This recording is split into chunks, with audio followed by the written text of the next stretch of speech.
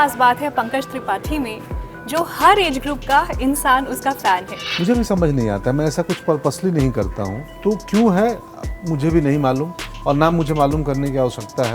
जंगल में जो आपने शूट किया उसके क्या चैलेंजेस थे? मैं गांव में आधा जीवन रहा हूँ, अब मुझे भी गांव के किरदार के लिए कुछ प्रिपेयर करना पड़े तो फिर मेरे गांव में रहना बेकार है। मतलब अपने real life how to live like a experiences villagers, मैं हूँ वही हूँ, वहीं से आया हूँ। बहुत आनंद आता था, नीचे मैं घास पे चादर बिछा के लेट जाता था। लिटरली गंगाराम जैसे काल्पनिक कहानी में जिए होंगे ऑलमोस्ट मैं वैसा जिया हूँ। 10 मिनट बाद रियलाइज हुआ कि यार कुछ चुभ रहा है, क्या है। धोती के नीचे तो पता चला एक लीच चिपका हुआ है, तो नमक लाओ, सैनिटाइजर लाओ। इनके बहुत सारे दोस्त फॉरेस्ट ऑफिसर्स हैं, तो ये मैन एनिमल कॉन्फ्लिक्ट इनके लिए भी नया नहीं, तो इनको भी बहुत बहुत पता था, तो वो सब हमने इनकॉर्पोरेट करने की कोशिश की। प्रॉब्लम को कैसे खत्म किया जा सकता है? क्या शेरदिल मूवी में ये सब दिखाया है? देखिए, सटायर का जो सोल्यूशन होते हैं जी, वो सटायरिकली होते हैं, लेकिन एक तीसरा एंगल है, वो सॉल्यूशन भी जो है वो तीसरे एंगल में है। पंकज सर, आप जिस इंडस्ट्री का हिस्सा है, शोबिज है, इसमें खूब सारा ग्लैमर है, तो आप इस इंडस्ट्री से कैसे रिलेट करते हैं? वहाँ रिलेट कैसे करता हूँ मैं ये नहीं कह रही आप ग्लैमरस नहीं है, हाँ, आप नहीं। भी अपने आप में हाँ, नहीं, मैं मुझे रिलेट करने की आवश्यकता ही नहीं। मैं काम करता हूँ, अभिनय करता हूँ, पैकअप होता है, घर चला जाता पर आपको नहीं लगता कि इसमें शोबिज है, थोड़ा दिखावे की लाइफ है? मैं भी बिगनिंग में चाहा था कि थोड़ा दिखावा करूं, जी, पर कोई दिखावे के लिए बुलाता ही नहीं था, और बिना दिखावे के जर्नी धीरे से शुरू हो गई, कहानी फिल्में मिलने लगी, तो मुझे लगा अच्छा यार एक ये भी रास्ता है जहाँ बिना दिखावे के भी आप अभिनेता बन सकते हो और अभिनय कर सकते हो। तो आपको लगता है ये रास्ता काफी लंबा है और लंबा दूर है, तक लेकिन लेके ये जाएगा? लंबा है लेकिन ये ज्यादा सुकून वाला है। मैं बोला मैं रील का आदमी नहीं हूँ, मैं फील का आदमी हूँ। बिना रील के बिल्कुल सही। बिना रील बनाए पहुंच गया हूँ इतने लोगों के हृदय में। आपको बच्चे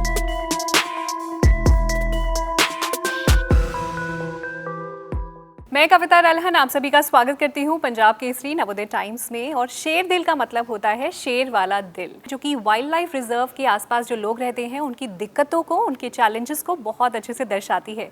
इस फिल्म के लीड एक्टर पंकज त्रिपाठी और इस फिल्म के डायरेक्टर श्रीजीत मुखर्जी आज पंजाब केसरी नवोदय टाइम्स पर मौजूद है। आइए उनका स्वागत करते हैं और इस फिल्म के बारे में दिलचस्प बातें करते हैं। बहुत बहुत स्वागत है आपका Pankaj sir, Sreejith sir, welcome to Punjab Kesari Navodaya Times. Thank you. ये इंटरव्यू शुरू करने से पहले एक छोटी सी बात मैं आपको बताना चाहूँगी। आज जब मैंने अपने बेटे को बताया कि मैं पंकज त्रिपाठी सर का इंटरव्यू करने वाली हूँ, उसकी उम्र 11 साल है, तो कह रहा था कि मुझे भी चलना है, मैं उनका बहुत बड़ा फ़ैन हूँ। और मैंने और भी एक्टर्स के इंटरव्यू लिए हैं, आज तक उसने कभी नहीं बोला एक 11 साल का बच्चा भी आपका फ़ैन है और बड़े बुजुर्ग भी आपकी फ़ैन है। सो आप ये कैसे कर लेती हैं? क्या ख़ास बात है पंकज त्रिपाठी में जो हर एज ग्रुप का इंसान उसका फ़ैन है? अभी एक आप इसके पिछले इंटरव्यू में रेडियो के जॉकी थे, वो बोले उनके पिताजी ने 83 देखते हुए रोया था, और जो भी मुझे भी समझ नहीं आता, मैं ऐसा कुछ पर्पसली नहीं करता हूँ, ईमानदारी से अपना काम करता हूँ, जितनी समझ है वो पूरी लगा के, और थोड़ा ख्याल रखता हूँ कि वो मनोरंजन होता रहे सीन में, कि कोई मेरी सीरियस बात सुनने आएगा नहीं। तो ऐसे कई लोग मिले हैं, बोले हैं कि 3 पीढ़ियाँ, वो 11 साल के बच्चे से लेके पिताजी, बच्चे, बेटियाँ और दादाजी तक है। तो क्यों है मुझे भी नहीं मालूम और ना मुझे मालूम करने की आवश्यकता है। वो प्रेम जिस वजह से हो वो काफ़ी है। आई थिंक किरदारों की वजह से है, वो कैरेक्टर्स कहीं ना कहीं असर करते हैं, लोग रिलेट करते हैं उनसे, उस वजह से हो सकता है।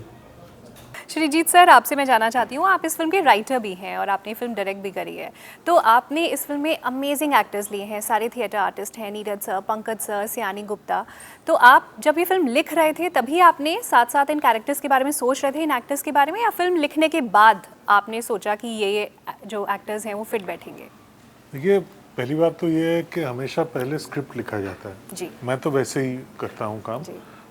एक्चुअली अगर आप मुझे लगता है अगर आप किसी एक्टर को दिमाग में रहते हुए स्क्रिप्ट लिखते हो तो वो काम ईमानदारी से नहीं होता है। फिर आप किरदार से ज़्यादा वो एक्टर के स्ट्रेंथ और वीकनेस पे ज़्यादा ध्यान देते हो, उसके लिए लिखते हो। तो वैसे मैं करता नहीं हूँ, लिखता नहीं हूँ। तो मैंने ऐसे ही लिखा, एक किरदार लिखा। उसके बाद क्योंकि मैं बहुत ही शहर वाला बंदा हूँ और कहानी गांव की और जंगल की है। जंगल वैसे मुझे बहुत पसंद है। जंगल का जो पोर्शन था वो एकदम मेरे अपने तजुर्बे से मैंने लिखा, जितने भी जंगल हम गए हैं। लेकिन जो गांव वाला पोर्शन है और स्पेसिफिकली जो भाषा जो डायलेक्ट बोल रहे हैं, इसलिए हमने सुदीप निगम जी को लिया अपने राइटिंग टीम में। Okay. उन्होंने हमारे संवादों का मतलब ट्रांसलिटरेशन किया। हाँ जी। मैं ट्रांसलेशन नहीं बोलूँगा, ट्रांसलिटरेशन बोलूँगा। थोड़े लोकल नुअंसेस ऐड किए थोड़े, लेकिन वो एकदम पिलीभिट के खास डायलेक्ट में किए। Okay. तो वो थोड़ा डिफिकल्ट हो रहा था। तो उसके बाद अतुल कुमार राय जो है कि यंग बहुत ही अपकमिंग एक प्रॉमिसिंग राइटर है हिंदी के, वो आके फिर से संवाद के ऊपर थोड़े काम किए एंड थोड़ा उसको मोर कम्युनिकेबल किया जी। सबके लिए। उसके बाद फाइनली वैसे जब ये दो आ गए थे तो पंकज जी आ गए थे, क्योंकि फर्स्ट ड्राफ्ट के बाद ओके गंगाराम पढ़ने पे ही जो चेहरा दिखता था वो पंकज जी का था। जी। तो ऐसा ही प्रोसेस था और फाइनली जब स्क्रिप्ट हो गया लिखना, उसके बाद स्क्रिप्ट हमने फाड़ दिया। अच्छा। और ये फाड़ने का प्रोसेस भी बहुत मज़ेदार था। वो फाड़ने का प्रोसेस हर सुबह 5 बजे होता था। हम जाते थे जंगल, हम और पंकज जी, हम बैठते थे, वैसे ही जीवन को लेकर बात करते थे, ज़िंदगी को लेकर, रिटायरमेंट के बाद कौन किस जंगल में रहेगा, ये सब बातें होते थे और देश की बातें होती थे। वो सब होने के बाद हम सीन्स को डिस्कस करते थे और कहते थे इसको ऐसे करते हैं, इसका ये यहाँ पे करते हैं। तो कॉन्स्टेंटली इम्प्रोवाइज, कॉन्स्टेंटली डिवाइस करते थे। मतलब एक्चुअली फाड़ा नहीं, पर हाथ में था, but we used to build on the script a lot, device. हम दोनों थिएटर के हैं तो डिवाइस करना हमें वो नेचुरली आता है। जी जी जी, वही आपकी यूएसपी भी है। आप इसमें गंगाराम का कैरेक्टर निभा रहे हैं। मैं जानना चाहती हूँ कि आपने इसके लिए कैसे प्रिपेयर किया और जंगल में जो आपने शूट किया उसके क्या चैलेंजेस थे?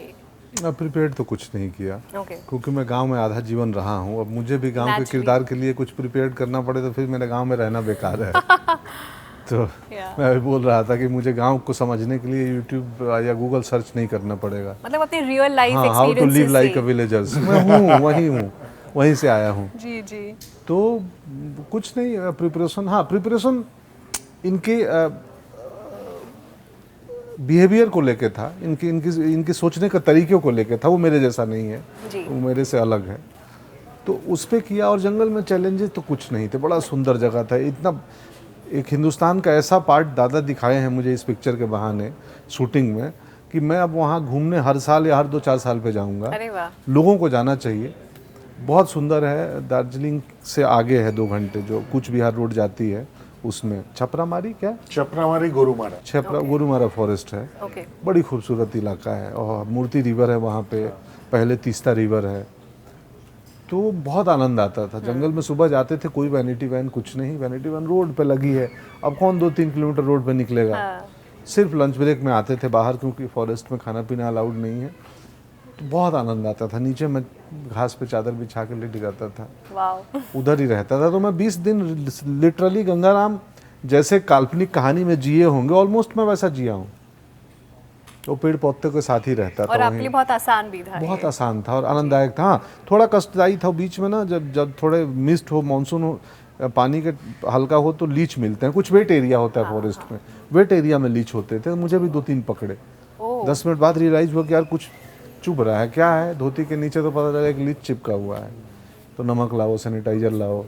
तो मैंने इस पिक्चर में से आता था लीच अगर काट जाए तो क्या करना है। मणिरत्नम सर की फिल्म में देखा था। अच्छा। हाँ, वहाँ भी केरल में। तो वहाँ पहले नमक से होता था, इसमें पता चला सैनिटाइजर से भी एक स्प्रे मारो तो छोड़ देते हैं।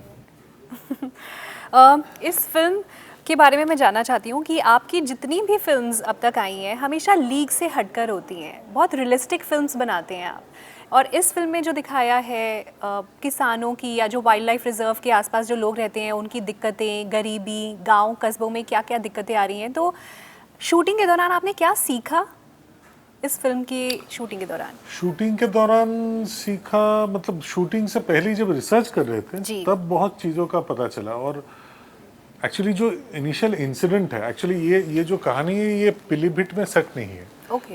ये काल्पनिक एक गांव है, काल्पनिक एक जंगल है, और ऑब्वियसली गंगाराम तो काल्पनिक है, उनके इर्द गिर्द जो है वो भी काल्पनिक है। इसका जो ओरिजिनल इंसिडेंट है वो पीलीभीत का है, जिससे प्रेरित होके हमने ये कहानी लिखी। वो जो इंसिडेंट था वो तो चौंकाने वाला इंसिडेंट था। वो वहीं से पूरा शुरू हुआ जो सिलसिला लिखने का। और उसमें मैं बहुत ताजुब हुआ कि ऐसे अभी भी देश में ऐसे भी लोग हैं जिनके लिए बाघ के हाथों मारा जाना जो है वो बड़ी बात नहीं है, अपनी फैमिली के लिए करने के लिए तैयार है। हाँ, और फैमिली भी भेजते हैं या फिर वॉलंटियरली भी जाते हैं, ये भी बहुत शॉकिंग है, बहुत शॉकिंग है। तो वो हमको बहुत एक धक्का मिला मुझे, तो वो उस धक्के से लिखना शुरू हुआ। उसके बाद जैसे चलता गया, सीखता गया, पढ़ता गया, फिर पंकज जी के साथ बात हुआ। पंकज जी का भी बहुत इंटरेस्ट है इश्यूज में। हाँ, तो इन्होंने अपना जो तजुर्बा है उनके बारे में बताया, जो इनका ज्ञान है। इनके बहुत सारे दोस्त फॉरेस्ट ऑफिसर्स हैं, तो ये मैन एनिमल कॉन्फ्लिक्ट इनके लिए भी नया नहीं है। तो इनको भी बहुत बहुत पता था, तो वो सब हमने इनकॉर्पोरेट करने की कोशिश की संवाद में, फिल्म में। तो so it was a hugely learning experience as a whole.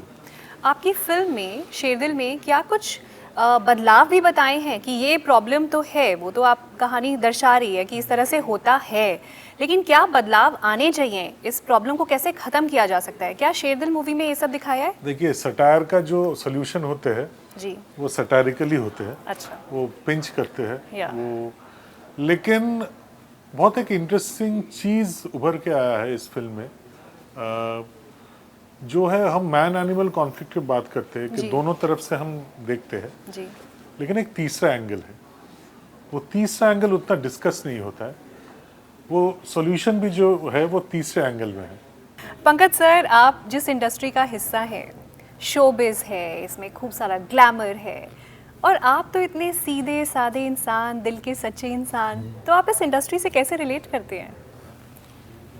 Relate कैसे करता हूँ मैं ये नहीं कह रही आप ग्लैमरस नहीं है, हाँ, आप भी अपने आप में बहुत नहीं, मुझे रिलेट करने की आवश्यकता ही नहीं। मैं काम करता हूँ, अभिनय करता हूँ, पैकअप होता है, घर चला जाता पर आपको नहीं लगता कि इसमें शोबिज है, इसमें लोगों से मिलना, थोड़ा दिखावे की लाइफ है ना? जैसे आप हैं वैसे आप हो नहीं सकते, आपको लोगों के साथ पार्टीज भी करनी होती है। मैं भी बिगिनिंग में चाहा था कि थोड़ा दिखावा करूं जी, पर कोई दिखावे के लिए बुलाता ही नहीं था। तो अब फिर मैं वो, और बिना दिखावे के जर्नी धीरे से शुरू हो गई, कहानी फिल्में मिलने लगी, तो मुझे लगा अच्छा यार एक ये भी रास्ता है जहाँ बिना दिखावे के भी आप अभिनेता बन सकते हो और अभिनय कर सकते हो।